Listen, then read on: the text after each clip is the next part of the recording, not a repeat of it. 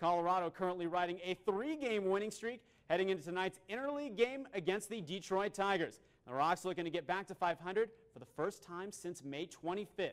So out to Coors we go. Jim Leland hoping his club can steal one at Mile High. And we start with Ubaldo Jimenez in the second. Giving himself a huge lift here, puts the ball into center. So get this, his first hit of the season. And it couldn't have come at a better time. 2 runs come around. Rocks jump out early. Very next batter, Carlos Gonzalez. He finds life in right field.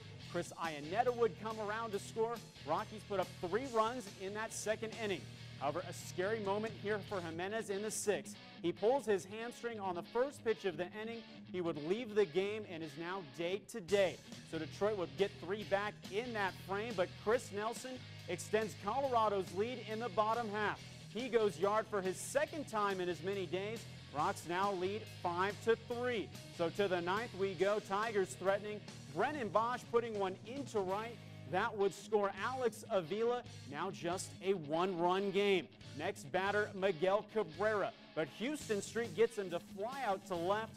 Rocks hang on for the 5-4 win. Street now tied for the most saves in the National League. Now on to golf and the U.S. Open. The young gun Rory McIlroy making U.S. Open history. He becomes just the 2nd golfer in the last 20 years to reach the 10-under par mark in the first 2 days of the tournament. So the question is, how would he do today with all of the pressure on his back? And we start on the par 4 fourth. This is McIlroy's 3rd shot from the bunker. He gets up and down to save par. Beautifully done, and that really got the monkey off his back. The young Irishman would roll from there. This is for birdie on the 5th. That finds the bottom of the cup, moving him to 12 under. And now to 11, this time again for birdie. He would go into the clubhouse with a 3 under 68, taking an 8-stroke lead into tomorrow's final round. Overall, I'm really happy with the way I've played today, and I just need to do that for 18 more holes. So again, McIlroy, your leader at 13 under. I'm sure his final day at the Masters just a few months back, weighing heavily on his mind heading into tomorrow. Y.E. Yang and Lee Westwood will look to close the gap, and last year's winner Graham McDowell sitting at even par in 21st place. And today, thousands filling the streets of Boston to see the Bruins bring back the Stanley Cup for the first time in almost 40 years.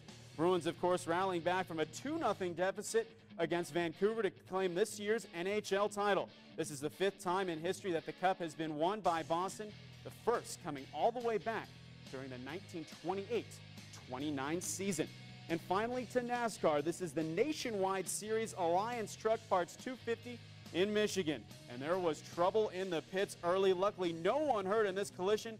Never seen that one before. We're going to fast forward 9 laps to go. Carl Edwards taking the lead away from Ricky Stenhouse and his number 6 car. Edwards hanging on to take the checkered flag in this one. Good enough for his 4th win of the season. Doing some celebrating with the fans in the stands. So that's it. You're looking for sports for this hour. We'll be right back.